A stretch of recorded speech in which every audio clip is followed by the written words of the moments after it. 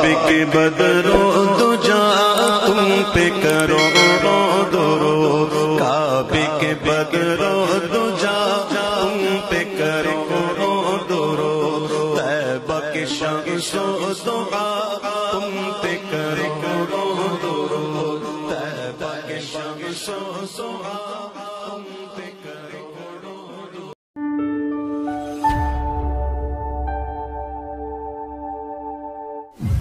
अस्सलातु वस्सलामु अलैका या रसूलल्लाह, अस्सलातु वस्सलामु अलैका या हबीबल्लाह, व अला आलिका व अस्हाबिका या शफीअना यौमल जज़ा। नाज़रीन, मैं माज़रत ख़्वाह हूँ कि काफ़ी दिन हो गया मैं कोई वीडियो डाल न सका। कुछ दिक्कतें थी, परेशानियाँ थी। अब इंशाअल्लाह मुतवातिर डालने की कोशिश करूँगा। हमने इससे पहले सबक में हरूफ़ असलिया के मखारिज को जाना था। अब यहाँ से ये बताया जा रहा है कि जो हर्फ एक दूसरे के मुशाबा हैं वो किसी न किसी सिफत से ज़रूर पहचाने जाएंगे।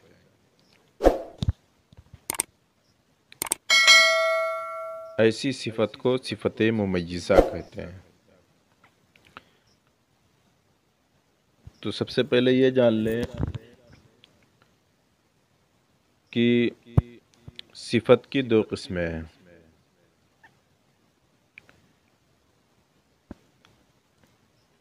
एक सिफत लाजिमा, एक सिफत गैर लाजिमा।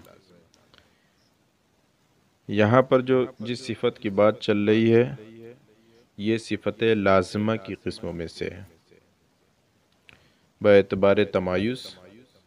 दूसरी किस्म सिफत गैर मुमय्यज़ा है।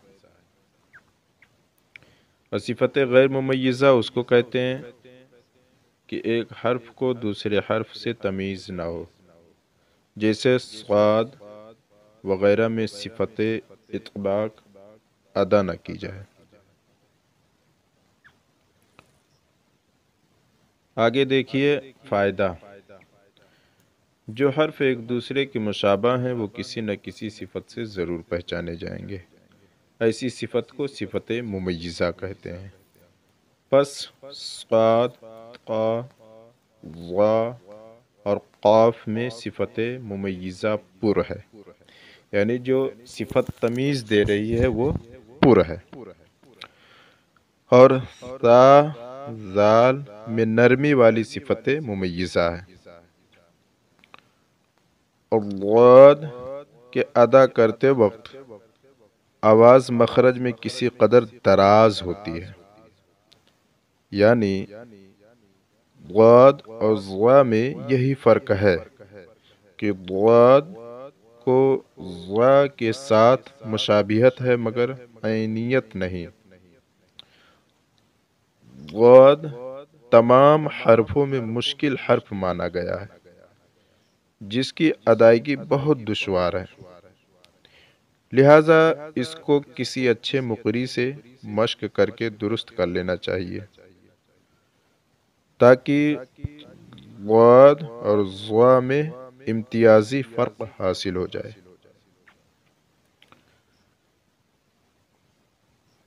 कहते हैं अदा करते वक्त आवाज़ मखरज में किसी कदर दराज होती है, ये सिफत ज़ा में नहीं है। आप पीछे 5 कायदे पढ़ चुके हैं। अब छठा कायदा रा के, अब यहाँ से रा के पुर और बारीक के बारे में बताया जाएगा। कायदा नंबर 6 कहते हैं रा पर ज़बर या पेश हो तो हमेशा पुर होगी, जैसे रहमतुन, रुज़िक़ु वगैरह। और अगर ज़ेर हो तो बारीक होगी, जैसे मिसाल ले लीजिए रिज़वानन वगैरह। कायदा नंबर 7 रा साकिन से पहले ज़बर या पेश हो तो रा पुर होगी, जैसे बरक़ुन, युरज़क़ून वगैरह। अगर ज़ेर असली मुत्तसिल हो और कोई हरफ पुर उस कलमा में ना हो तो रा बारीक होगी, جیسے فر، دوس وغیرہ، کہ زیر جو ہو وہ زیر اصلی ہو۔ قاعدہ نمبر 8، را ساکن سے پہلے زیر ہو اور اس کے بعد کوئی پر حرف اسی کلمہ میں ہو تو را پر ہوگی۔ یعنی زیر ہو تو قاعدہ یہ ہے کہ را باریک ہوگی، لیکن اگر کوئی پر حرف اسی کلمہ میں ہو تو را پر ہوگی۔ جیسے فیرو، فیرو، فیرو قطن، فیرو قطن، لیکن فرقن میں پر اور باریک دونوں جائز ہیں۔ اسی کلمہ سے مراد اگر دوسرے کلمہ میں ہو تو را باریک ہوگی۔ اسے مثال، بہت سی مثال ہے، ایک مثال انذر قومک، اور فرقن میں اب پر اور باریک دونوں کی وجہ کیا ہے کہ پر اور باریک دونوں پڑھی جائے گی۔ اس کی وجہ یہ ہے کہ قاف کا اعتبار کر کے پر اور بین الکسرتین کی بنا پر، یعنی ادھر بھی کسرہ، ما بعد بھی کسرہ اور ما قبل بھی کسرہ، تو اس کا خیال کر کے را باریک پڑھی جائے گی، اور قاف اسی کلمے میں ہے، پر حرف ہے، اس وجہ سے اس کا اعتبار کر کے پر پڑھی جائے گی۔ قاعدہ نمبر 9، را ساکن سے پہلے زیر عارضی ہو تو را پر ہوگی۔ را ساکن سے پہلے جو زیر ہو وہ عارضی ہو تو را پر ہوگی، جیسے ایرو، جیعو وغیرہ۔ زیر عارضی کسے کہتے ہیں؟ تو جو زیر کسی وجہ سے آیا ہو، یہ زیر حرف ساکن کے ادائیگی کے لیے آتا ہے۔ قاعدہ نمبر 10، را ساکن سے پہلے زیر کسی دوسرے کلمہ میں ہو تو را پر ہوگی، جیسے الذی طغی وغیرہ، اور یہ چاہے زیر اصلی ہو جیسے ربر جعون وغیرہ، یا عارضی ہو جیسے انیرو تبتم وغیرہ۔ قاعدہ نمبر 11، را مشدد پر زبر یہ پیش ہو تو پر ہوگی۔ را مشدد پر زبر یہ پیش ہو تو پر ہوگی، جیسے لیکن البر ولیس البر، اور زیر ہو تو باریک ہوگی، جیسے بالبری۔ مشدد تو جانتے ہوں گے، یعنی جس پر تشدید ہو۔ قاعدہ نمبر 12، جو را متحرکہ یا مشددہ بوجہ وقف ساکن ہو وہ را ساکنہ کے حکم میں ہے۔ کیا مطلب؟ یعنی اس کا حکم یہ ہے کہ اگر ما قبل الزبر یا پیش ہو تو را پر ہوگی، جیسے اکبر، التکاثر وغیرہ۔ اگر زیر ہو تو باریک ہوگی، جیسے المقابر، مستمر وغیرہ۔ آگے دیکھیے 13 نمبر، الف اور واو مدہ سے پہلے کوئی پر حرف ہو تو یہ دونوں بھی پر ہوں گے، جیسے قول وقول، یعنی واو مدہ بھی پر ہوگا اور الف مدہ بھی پر ہوگا۔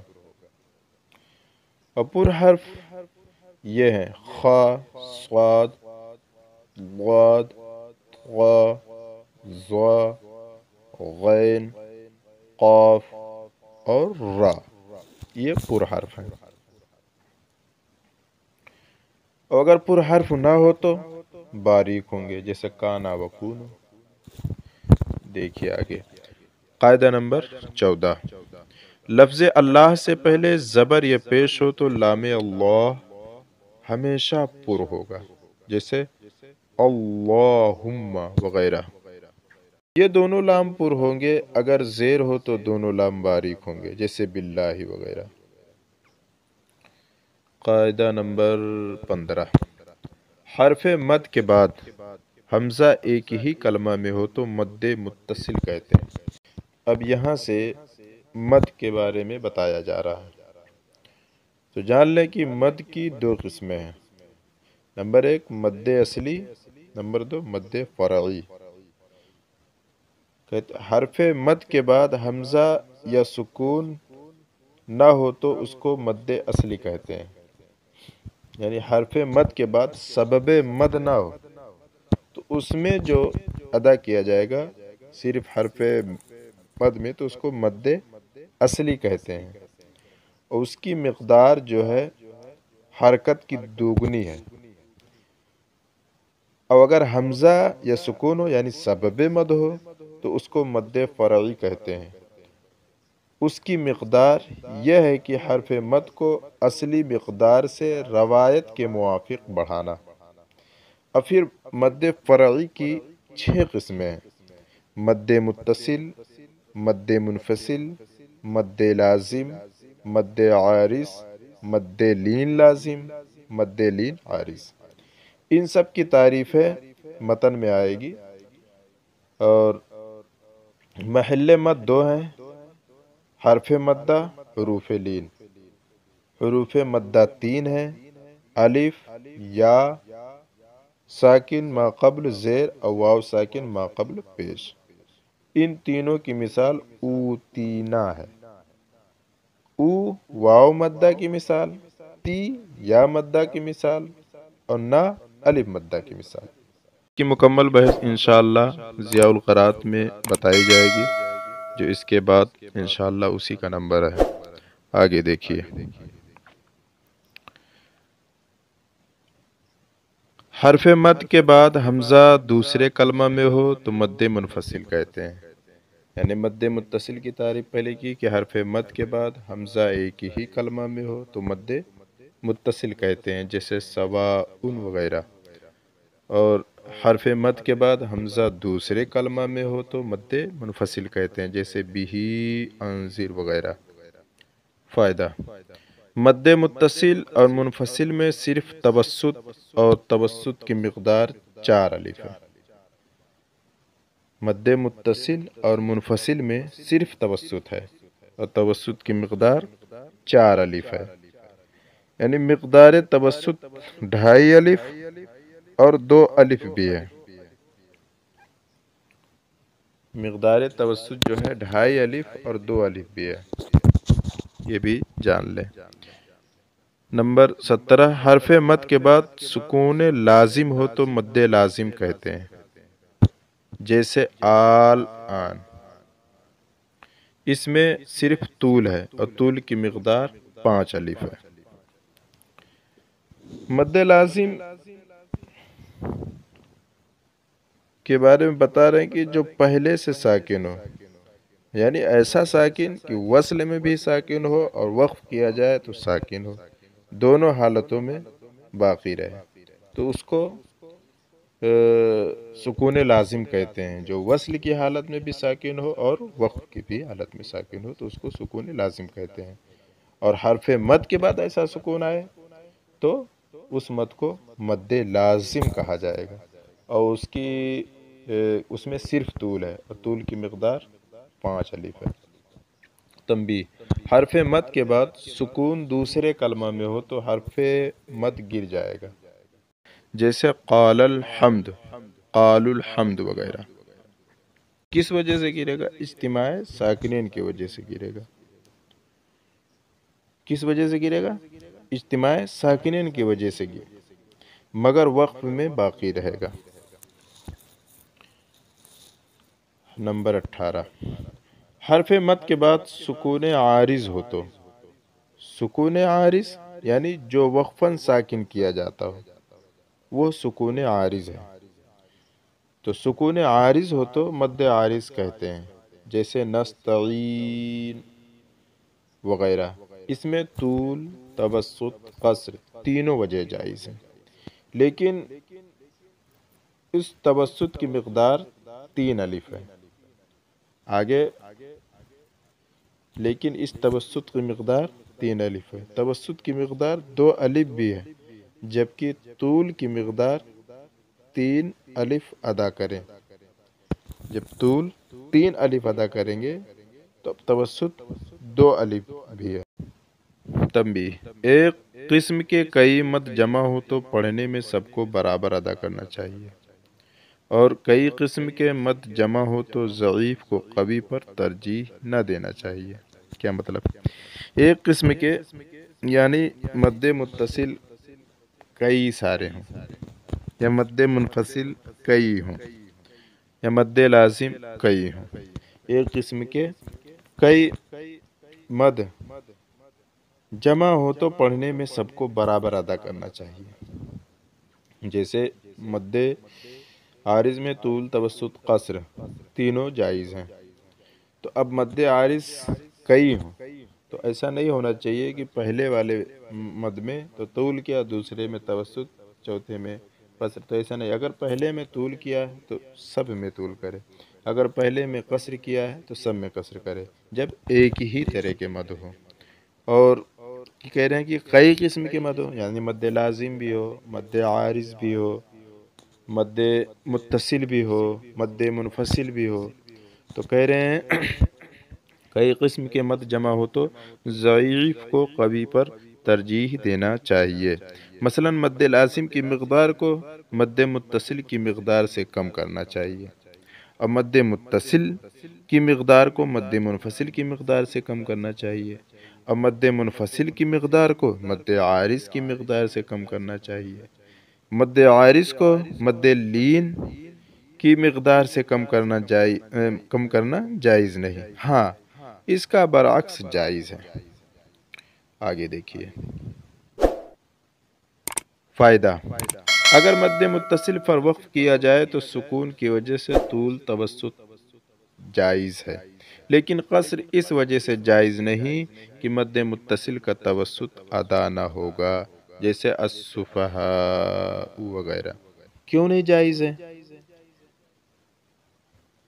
اس وجہ سے کہ اس کا حمزہ اصلی ہے، یعنی مد متصل کا حمزہ اصلی ہے اور اس پر سکون عارض ہے، عارضی طور پر سکون کیا گیا ہے، تو قصر کرنے سے اصلی کا لغو کرنا اور عارض کا باقی رکھنا لازم آئے گا۔ آگے دیکھیے قاعدہ نمبر 19، حرف لین کے بعد سکون آنے سے طول، توسط، قصر تینوں وجہ جائز ہیں، یعنی سکون اصلی ہو یا عارضی ہو۔ اگر اصلی ہوگا تو اس کو مد لین لازم کہیں گے، جیسے سورہ مریم میں کاف ہا یا عین۔ عین میں اگر عارض ہو تو مد لین عارض کہیں گے، جیسے خیر سے خیر مد خیر۔ مد لین لازم میں طول اولا ہے، مد لین عارض میں قصر اولا ہے۔ یہ جان لیں کہ مد لین لازم میں طول اولا ہے، مد لین عارض میں قصر اولا ہے، یعنی بہتر کیا ہے کہ مد لین لازم میں طول کیا جائے اور مد لین عارض میں قصر کیا جائے۔